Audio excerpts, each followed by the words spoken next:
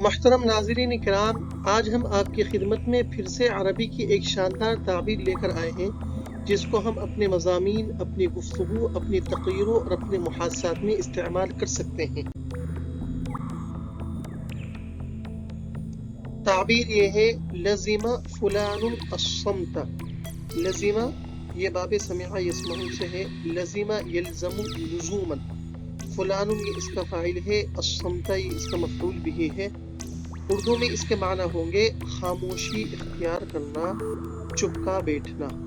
جو شخص خاموشی اختیار کرے گا وہ فاعل بنے گا اور خاموشی کے معنی یہ الصمت پیدا کرے گا۔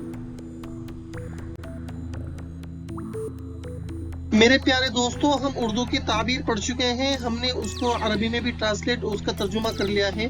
اب ہم نے آئندہ 3 جملوں میں اس تعبیر کو عربی اور اردو کے جملوں میں استعمال کیا ہے۔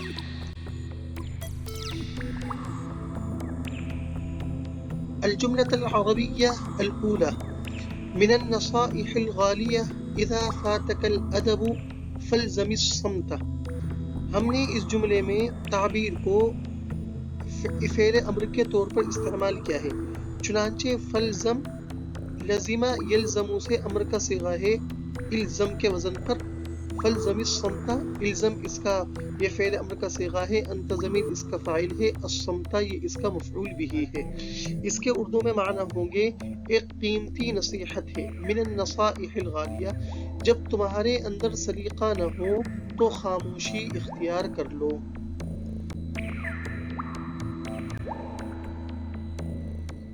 الجملة العربية الثانية: يلزم المجتمع العالمي الصمت على القضايا التي تخص الشريحة الأقلية۔ اس جملے میں ہم نے تعبیر کو فعل مضارع کے طور پر استعمال کیا ہے، لزم یلزم، یلزم یہ فعل مضارع کا صیغہ ہے، المجتمع العالمی اس کا فاعل ہے، الصمت یہ اس کا مفعول بھی ہے۔ ترجمہ ہوگا اقلیتی طبقے کے مسائل پر عالمی برادری چپکی بیٹھی ہوئی ہے۔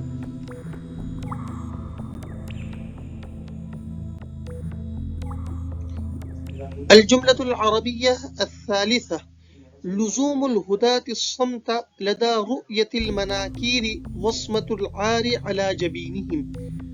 یہاں پر ہم نے تعبیر کو مصدر کے طور پر استعمال کیا ہے، لزمہ یلزم اللزوم یہ مصدر ہے، الہدات یہ مضاف الیہ ہے، محلاً یہ مجرور ہے لیکن لفظاً یہ مجرور ہے لیکن یہ محلاً مرفوع ہے، الصمت یہ اس کا مفعول بھی ہے۔ اس کے معنی ہوں گے منکرات کو دیکھ کر پیشواؤں کا خاموشی اختیار کرنا ان کے لیے شرم کی بات ہے۔ میرے دوستو، اگر آپ کو ویڈیو پسند آئی ہے تو لائک ضرور کریں اور مزید اسی طرح کی عربی سیکھنے سے متعلق ویڈیو دیکھنے کے لیے چینل سبسکرائب ضرور کریں اور اپنے دوستوں کو بھی شیئر کیجیے۔ شکریہ۔ اور اگر آپ کو عربی کے تعلق سے کسی طرح کی مدد چاہیے یا کوئی آپ کی رائے ہو تو کمنٹ باکس سے اپنی رائے کا ضرور اظہار فرمائیں۔